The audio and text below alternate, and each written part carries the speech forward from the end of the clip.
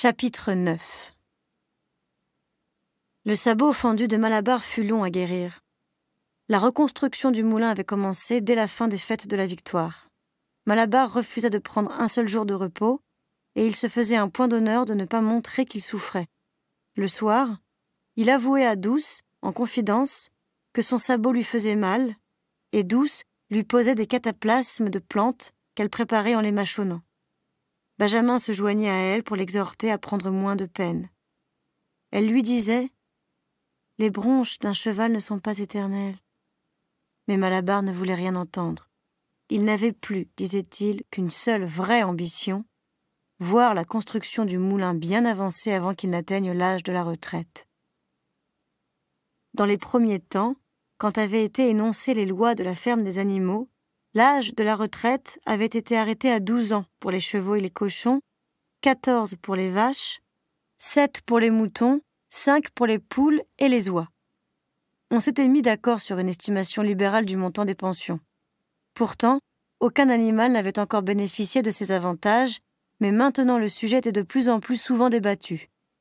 Depuis que le clos attenant au verger avait été réservé à la culture de l'orge, le bruit courait qu'une parcelle du grand herbage serait clôturée et convertie en pâturage pour les animaux à la retraite. Pour un cheval, on évaluait la pension à 5 livres de grain et en hiver, 15 livres de foin, plus, au jour férié, une carotte ou une pomme, peut-être. Le 12e anniversaire de Malabar tombait l'été de l'année suivante. Mais en attendant, la vie dure. L'hiver fut aussi rigoureux que le précédent, et les portions encore plus réduites, sauf pour les cochons et les chiens. Une trop stricte égalité des rations, expliquait Bribabile, eût été contraire au principe de l'animalisme. De toute façon, il n'avait pas de mal à prouver aux autres animaux que, en dépit des apparences, il n'y avait pas pénurie de fourrage. Pour le moment, il était apparu nécessaire de procéder à un réajustement des rations. Bribabile parlait toujours d'un réajustement, jamais d'une réduction. Mais l'amélioration était manifeste à qui se rappelait le temps de Jones. D'une voix pointue et d'un débit rapide, Bribabile accumulait les chiffres, lesquels prouvaient par le détail une consommation accrue en avoine, foin et navets, une réduction du temps de travail, un progrès en longévité, une mortalité infantile en régression. En outre, l'eau était plus pure, la paille plus douce au sommeil, on était moins dévoré par les puces. Et tous l'en croyaient sur parole. À la vérité, Jones, avec tout ce qu'il avait représenté, ne leur rappelait plus grand-chose. Ils savaient bien la rudesse de leur vie à présent, et que souvent ils avaient faim et souvent froid, et qu'en dehors des heures de sommeil, le plus souvent, ils étaient à trimer. Mais sans doute, ça avait été pire dans les anciens temps. Ils étaient contents de le croire.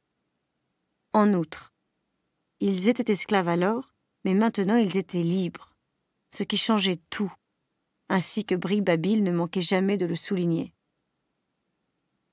Il y avait bien plus de bouches à nourrir désormais. À l'automne, les 4 truies avaient mis bas presque en même temps, d'où, à elles toutes, 31 nouveau-nés. Comme c'étaient des porcelets pis et que Napoléon était le mâle en chef, on pouvait sans trop de peine établir leur parenté. Il fut annoncé que plus tard, une fois briques et bois de charpente à pied d'œuvre, on construirait une école dans le potager. Pour le moment, Napoléon avait pris sur lui-même d'enseigner les jeunes Gorets dans la cuisine, et il s'amusait et prenait de l'exercice dans le jardin attenant à la maison. On les détournait de se mêler aux jeux des autres animaux. Vers ce temps-là fut posé en principe que tout animal trouvant un cochon sur son chemin aurait à lui céder le pas. De plus, tous les cochons, quel que fût leur rang, jouiraient du privilège d'être vus, le dimanche, un ruban vert à la queue. L'année à la ferme avait été assez bonne, mais on était encore à court d'argent. Il fallait se procurer les briques, le sable et la chaux pour l'école, et pour acquérir la machinerie du moulin, on devrait de nouveau économiser.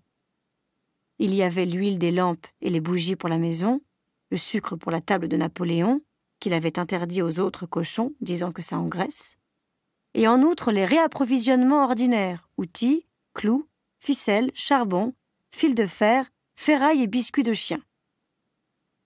On vendit une part de la récolte de pommes de terre et un peu de foin, et pour les œufs, le contrat de vente fut porté à 600 par semaine.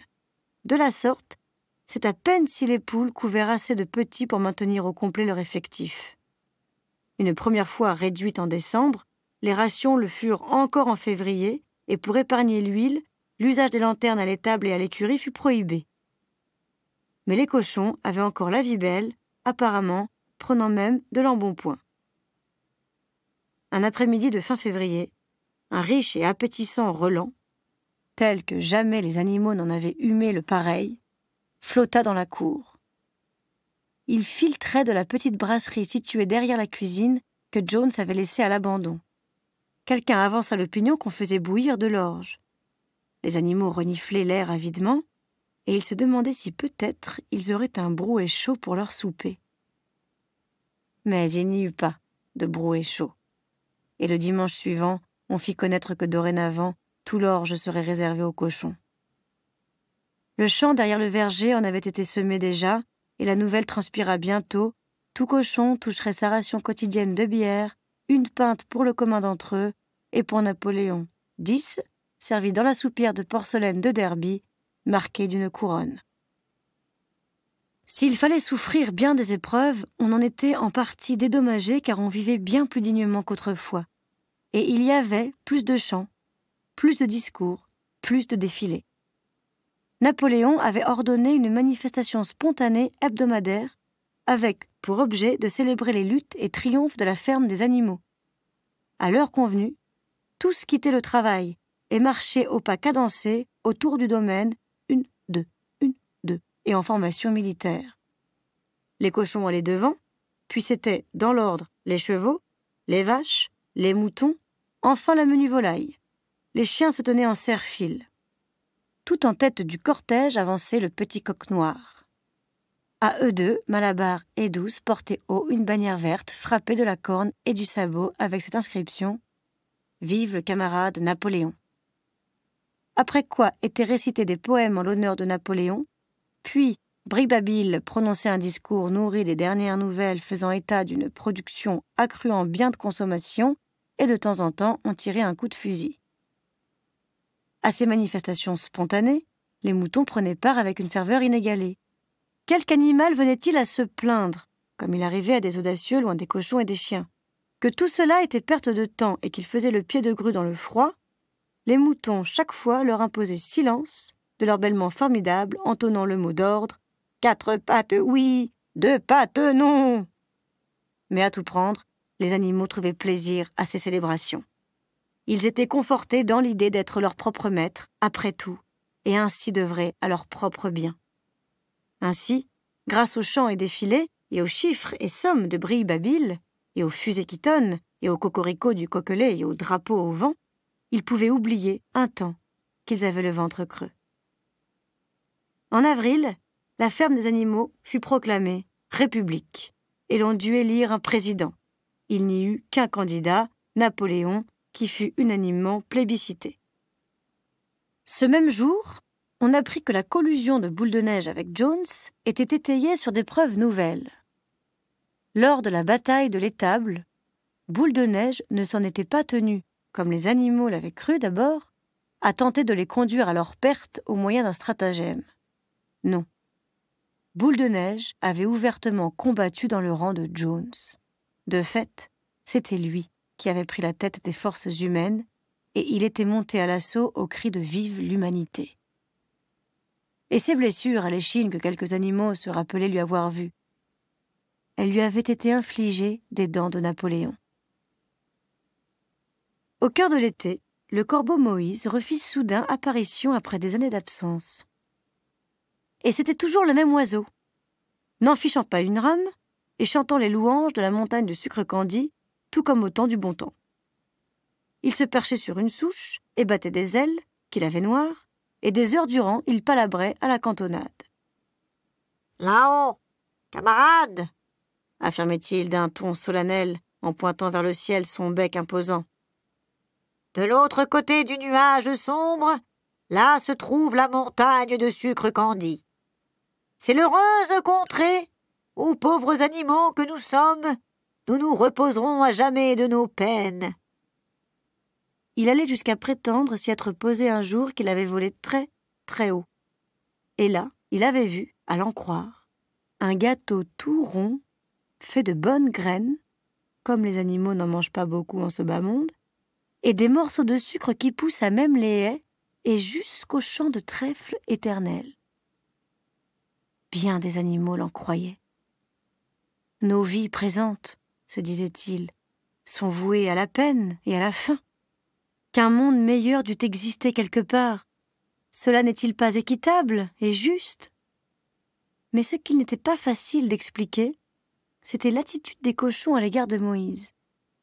Ils étaient unanimes à proclamer leur mépris pour la montagne de sucre candi et toute fable de cette farine, et pourtant le laisser fainéanter à la ferme, et même lui allouer un boc de bière quotidien.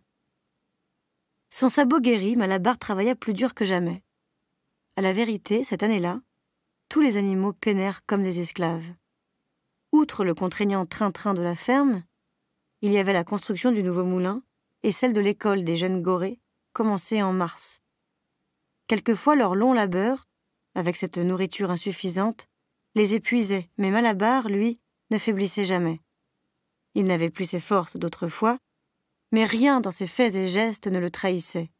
Seule son apparence avait un peu changé. Sa robe était moins luisante, ses reins semblaient se creuser.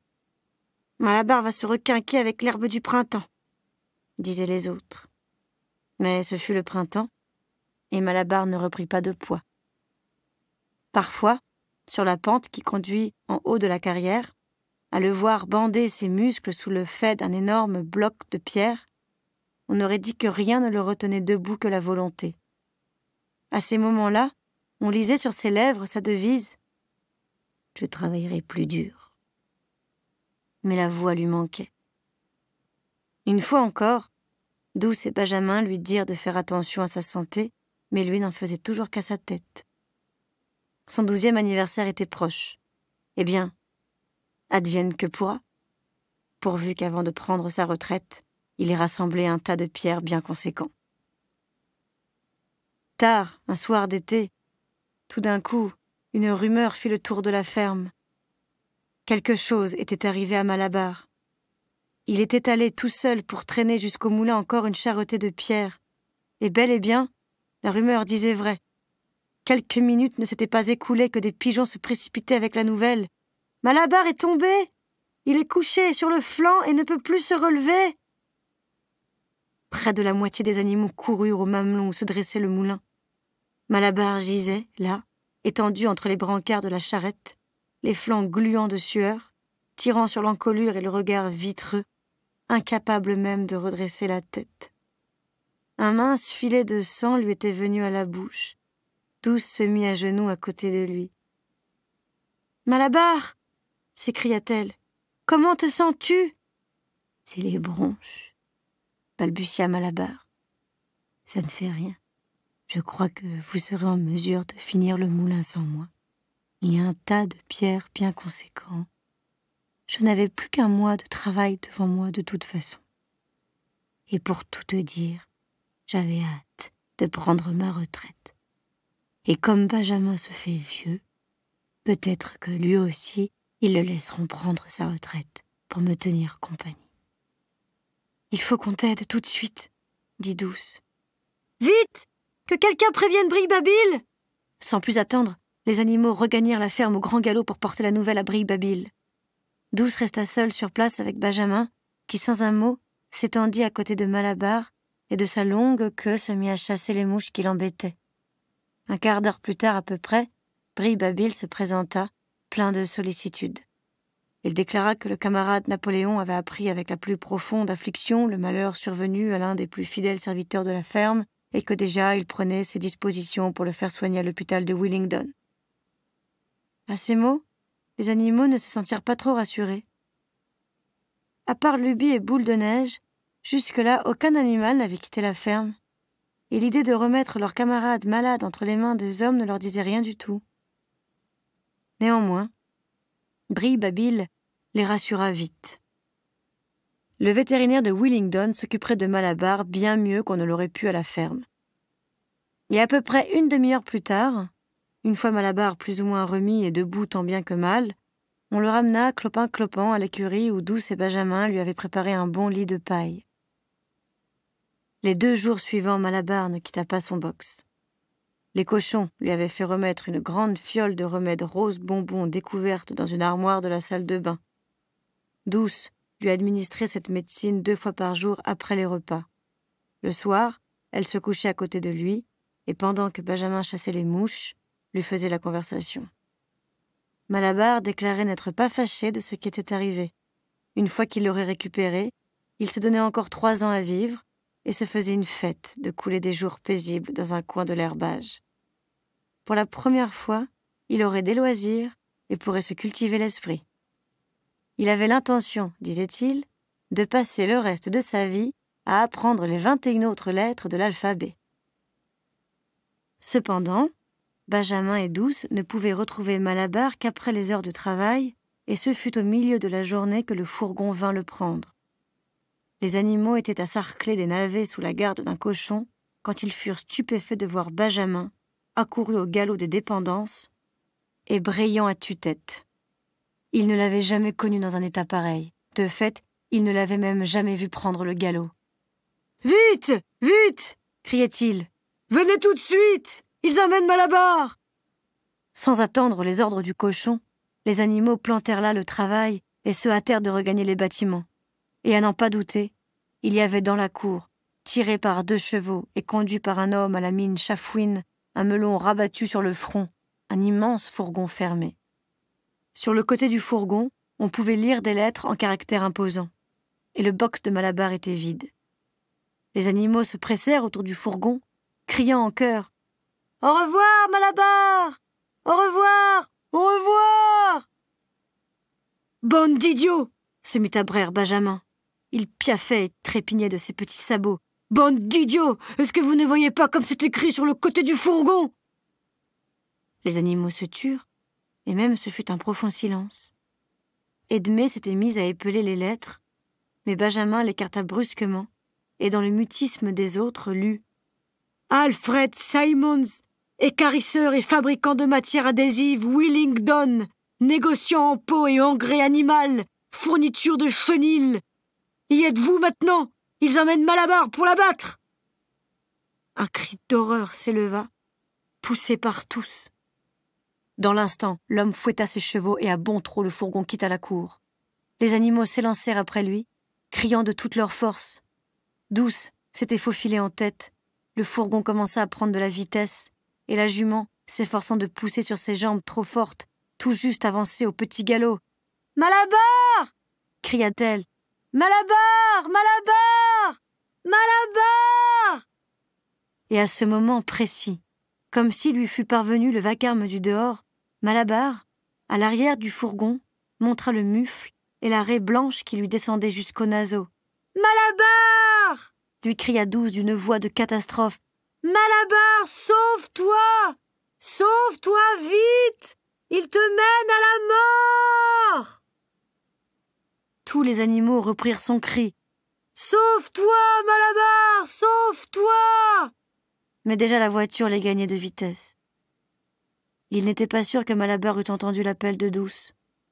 Bientôt son visage s'effaça de la lucarne, mais ensuite on l'entendit tambouriner et trépigner à l'intérieur du fourgon de tous ses sabots. Un fracas terrifiant. Il essayait, à grande ruade, de défoncer le fourgon. Le temps avait été où de quelques coups de sabot il aurait pulvérisé cette voiture. Mais hélas, sa force l'avait abandonné, et bientôt le fracas de ses sabots tambourinant s'atténua, puis s'éteignit. Au désespoir, les animaux se prirent à conjurer les 2 chevaux qui tiraient le fourgon. « Qu'ils s'arrêtent donc! Camarades! Camarades !»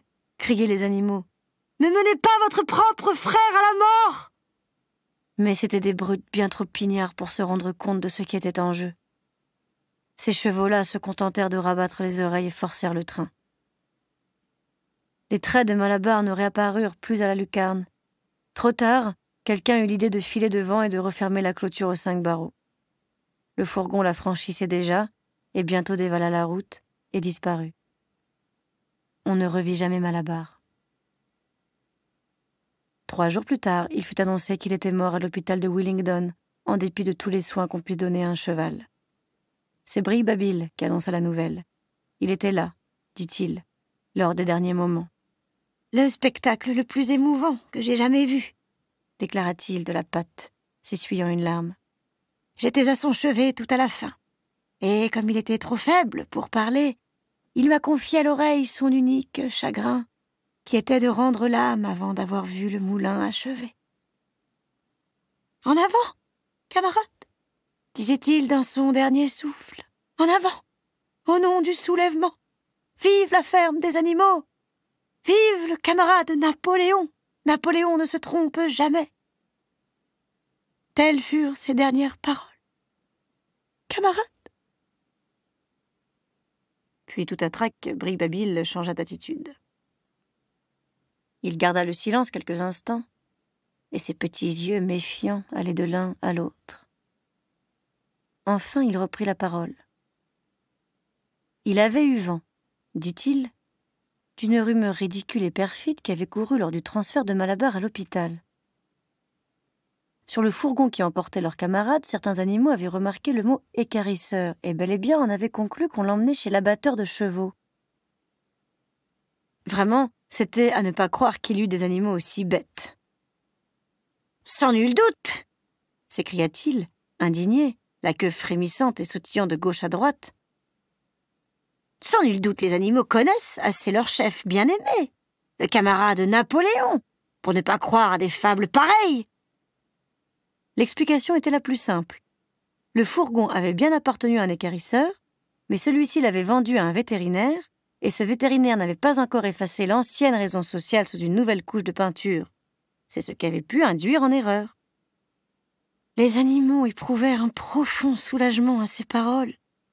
Et quand Bree-Babil leur eut donné d'autres explications magnifiques sur les derniers moments de Malabar, les soins admirables dont il avait été entouré, les remèdes hors de prix payés par Napoléon sans qu'il se fût soucié du coût, alors leurs derniers doutes furent levés, et le chagrin qu'ils éprouvaient de la mort de leur camarade fut adouci à la pensée qu'au moins il était mort heureux. Le dimanche suivant, Napoléon en personne apparut à l'Assemblée du matin et il prononça une brève allocution pour célébrer la mémoire du regretté camarade. Il n'avait pas été possible, dit-il, de ramener ses restes afin de les inhumer à la ferme, mais il avait commandé une couronne imposante qu'on ferait avec les lauriers du jardin et qui serait déposée sur sa tombe. Les cochons comptaient organiser, sous quelques jours, un banquet commémoratif en l'honneur du défunt. Napoléon termina son oraison funèbre en rappelant les 2 maximes préférées de Malabar, « Je vais travailler plus dur » et « Le camarade Napoléon ne se trompe jamais ». Maxime, ajouta-t-il, que tout animal gagnerait à faire sienne. Au jour fixé du banquet, une camionnette d'épicier vint de Willingdon livrer à la maison une grande caisse à claire-voix. Cette nuit-là, s'éleva un grand tintamarre de chansons, suivi, eût-on dit, d'une querelle violente qui, sur les 11 heures, prit fin dans un fracas de verre brisé. Personne dans la maison d'habitation ne donna signe de vie avant le lendemain midi, et le bruit courut que les cochons s'étaient procuré, on ne savait où ni comment, l'argent d'une autre caisse de whisky.